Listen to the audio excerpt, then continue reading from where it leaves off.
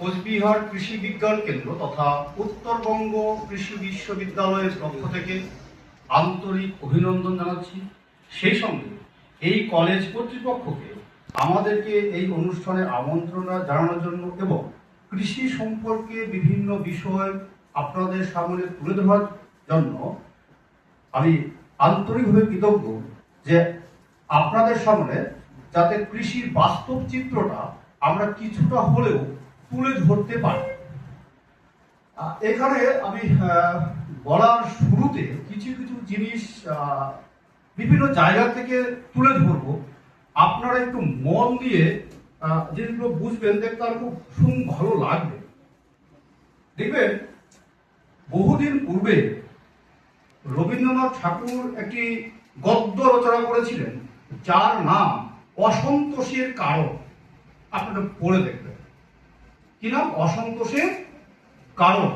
যে আমরা শিক্ষাকে কেবল বহন করিতে পারিলাম না, অর্থাৎ আমরা যেভাবে বিভিন্ন শিক্ষায় শিক্ষিত হচ্ছি সেই বিষয়ে আমাদের কোনো দক্ষতা তৈরি হচ্ছে না। That is lack of skill regarding learning of any activity.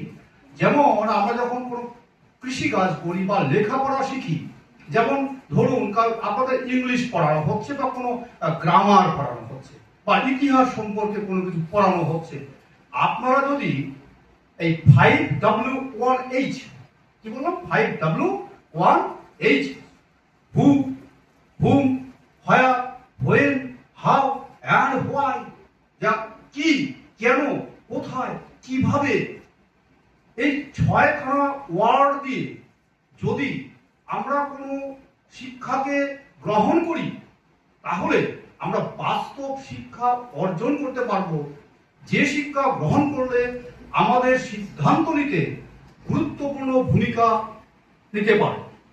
কেন? কারণ যেমন ধরুন একটা উদাহরণস্বরূপ বলে দিচ্ছি, যদি আমি ওই লাইনের লোক নই বা টিচার নই বা শিক্ষক নই, যেমন ধরুন 1757 সাল। কখন? 1757 সালে। টাইম কখন? 1757। কোথায়? না, নদিয়ার কোন একটা আমবাগানে। কে কে যুদ্ধ করেছিল? যে নবাব সিরাজউদ্দৌলা এবং ইংরেজদের মধ্যে। কি দিয়ে যুদ্ধ হয়েছিল? কেন যুদ্ধ হয়েছিল?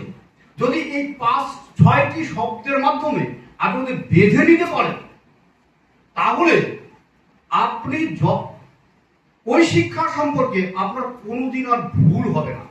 যদি বলা হয় যে আমবাগানে যুদ্ধ হয়েছিল, কেন আমবাগানেই কেন? যদি বলে সন্ধ্যার সময় হয়েছিল তাহলে সন্ধ্যার সময়ই কেন? যদি বলে দুই পক্ষে যুদ্ধ হয়েছিল তাহলে দুই পক্ষেই কেন? যদি বলে 3 পক্ষে যুদ্ধ হয়েছিল তাহলে 3 পক্ষেই কেন?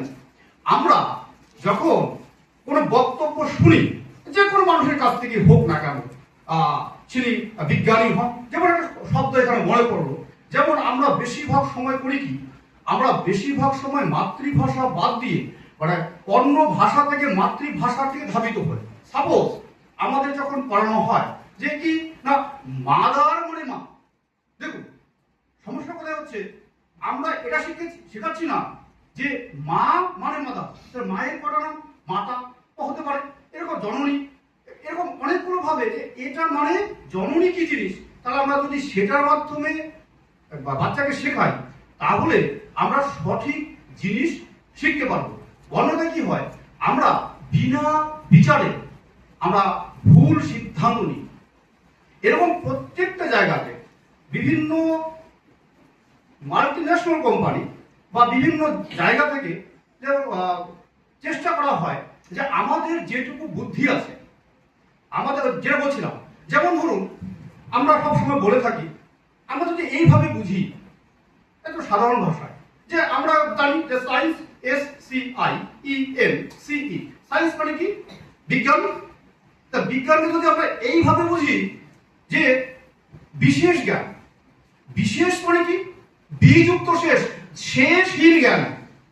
দেখুন তাহলে কি? শেষহীন জ্ঞান, অর্থাৎ যে জ্ঞানের কোনো শেষ নেই, সেটাই কি? সেটাই হচ্ছে বিজ্ঞান। অর্থাৎ ধারণা আর চিন্তা ভাবনা সময়ের পরিপ্রেক্ষিতে পরিবর্তন হয়ে যদি আমরা একসঙ্গে বাঁধতে পারি, বেঁধে সমাজ কল্যাণ তথা আমাদের দেশের কথা চিন্তা করতে পারি, মানুষের স্বাস্থ্যের কথা চিন্তা করতে পারি, তাহলে এই কৃষি কাজের মাধ্যমে আমাদের সামগ্রিকভাবে উন্নয়ন হওয়া সম্ভব এবং কৃষির ভবিষ্যৎ এখনো জল করছে। যদি আমরা সিদ্ধান্ত ঠিকমতো না নিতে পারি তাহলে কিন্তু আমাদের দুঃখের শেষ থাকবে না। যেমন উদাহরণস্বরূপ আপনাদের একটু বলি, দেখবেন বিভিন্ন প্রোগ্রামে বিভিন্ন অনুষ্ঠানের মাধ্যমে শেখানো হয় যে কি না ওই গরুর দুধ ভালো নয়, বাচ্চাদের গরুর দুধ খাওয়ালে পরে বাচ্চারা ভালো থাকে না। যে লোকটা ভদ্রলোক ডাক্তার বলছে সে দেখা যাচ্ছে 80 বছর বা 50 বছর বয়স, সে ওই মাতৃদুগ্ধ এবং গোদুগ্ধ এই দুটো খেয়েই বড় হয়েছে। কেন? প্ল্যানটা হচ্ছে যখন কোনো ডাক্তার কোনো বক্তব্য দিচ্ছে আপনি তাকে জিজ্ঞাসা করতে পারছেন না যে কেন। ধরুন আপনার পেটে দুধ সহ্য হচ্ছে না, ঠিক আছে, দুধ সহ্য হচ্ছে না, দুধ খাওয়া দিয়ে দাও। এবার দেখুন যখন আপনি দুধ খাওয়া বাদ দিয়ে দেবেন আপনি বিভিন্ন রোগে আক্রান্ত হবেন। আপনার সর্দি, কাশি, জ্বর, হাড় যত কিছু আছে সমস্ত কিছু ধীরে ধীরে ধীরে ধীরে ধীরে ধীরে এমন জায়গায় পৌঁছে যাবে যে আপনাকে প্রত্যেকটা মুহূর্তে আপনি বিভিন্ন দোকান থেকে বিভিন্ন ধরনের ওষুধ খেতে বাধ্য হবেন। এবার কি হচ্ছে যে আমাদের কেন এই যে আমি একটা বলছি যে একটা বাক্য বললাম যে আপনারা বেশি করে নাইট্রোজেন দেবেন, ইউরিয়া দেবেন, তাহলে ইউরিয়া কেন? তাহলে ইউরিয়ার উৎস হিসাবে সাপোজ তাহলে ইউরিয়া যারা কেমিস্ট্রি লাইনে আছেন ভালো বুঝতে পারবেন যে একটা সোর্স অফ নাইট্রোজেন ঠিকই আছে। তাই ইউরিয়া থাকতে পারে, পটাশিয়াম নাইট্রেট থাকতে পারে, ক্যালসিয়াম নাইট্রেট থাকতে পারে, ডাই অ্যামোনিয়াম ফসফেট থাকতে পারে বা অ্যামোনিয়াম নাইট্রেট থাকতে পারে। সো মেনি সোর্সেস আছে যে একটা নাইট্রোজেনের উৎস বিভিন্ন রকম হতে পারে। তাই উৎস হিসাবে সেই পদার্থের গুণগত মান আলাদা এবং আমাদের মানব স্বাস্থ্যের প্রতি একটা গুরুত্বপূর্ণ ভূমিকা পালন করে। আমরা সেগুলো না জেনে না বুঝে সরাসরি কোনো বাক্যকে বা কোনো জ্ঞানকে যদি গ্রহণ করি, যদি আমরা ছাঁকনি দিয়ে না ছাঁকি তাহলে কিন্তু সেই সিদ্ধান্তের ফলে আমাদের অনেক ক্ষতি হতে পারে। যেমন একটু আমরা যখন যদি দেখি যে কৃষিকাজের সময় এই সময় দেখবেন আলুর দাম এখন 3 টাকা 4 টাকা বা 5 টাকা কেজি, কিন্তু এই আলু উৎপাদন করতে কৃষকের খরচ হয় 9 থেকে 10 টাকা কেজি। তাহলে দেখুন কতটা কি হচ্ছে, লস হচ্ছে। এখন একটা শব্দ আছে ইংরেজিতে, কি লেখা আছে দেখুন, হ্যাকাথন, একটা ইংরেজি শব্দ। হয়তো আমাদের অনেকেরই এই শব্দ সম্পর্কে ধারণা, এটা ইংরেজি শব্দ, আমরা বাংলা বুঝতে পারছি না। যদি এটাকে এইভাবে বোঝানো হয় যে এটা এমন একটি শব্দ যে যেখানে 24 থেকে 48 ঘন্টার মাধ্যমে কিছু বিশিষ্ট অভিজ্ঞ ব্যক্তি সিদ্ধান্ত নিয়ে অল্প সময়ের মধ্যে, মানে এই সময়ের মধ্যে কোনো সমস্যা এলে পরে সেই সমস্যার সমাধান করতে পারে বাস্তবিক রূপ নিয়ে। সাপোজ এবার কি হয়, এবার যখন সিদ্ধান্ত নেওয়া হয়, ধরুন আমাকে কোনো দলের সদস্য করা হলো, আমি চেষ্টা করছি যতটা বাংলায় বলতে পারি, হ্যাঁ, যে কোনো একটা দলের সদস্য করা হলো। দেখা গেল যে আমার প্রচুর অর্থ আছে, অথচ আমার ওই কাজের কোনো জ্ঞানই নেই। আমি এমন একটা বক্তব্য দিলাম, আপনারা হাততালি দিলেন, দারুণ বললো, কিন্তু সেটা আপনার জীবনে বাস্তবে কোনো কাজে লাগবে কিনা সেটা একটু চিন্তা ভাবনা করে নেবেন। যেমন ধরুন এই যে আলু আমরা চাষ করছি, আমরা কিভাবে খরচ কমাতে পারি? আমরা তো আমাদের হাতে কিন্তু দাম বাড়ানোর কোনো মানে বিকল্প নেই। আমাদের বিশেষ গুরুত্বপূর্ণ কৃষি বিশ্ববিদ্যালয় তথা কোচবিহার কৃষি বিজ্ঞান কেন্দ্রে আমরা কি করতে পারি?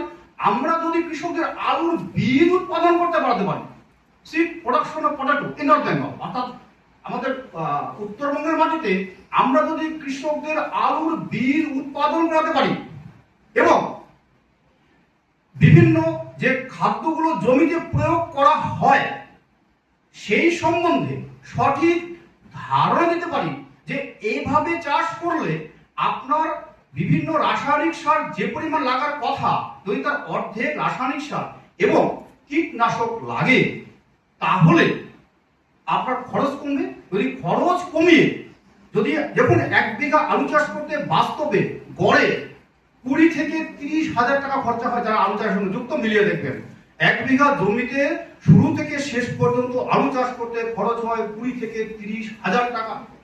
বাস্তবে এটি বাস্তব ঘটনা। কিন্তু এখন বিক্রি করতে যাবেন, হবে না, কম দাম হয়ে যাচ্ছে, তো কত লস, কত ক্ষতি। তাহলে কি করতে পারি?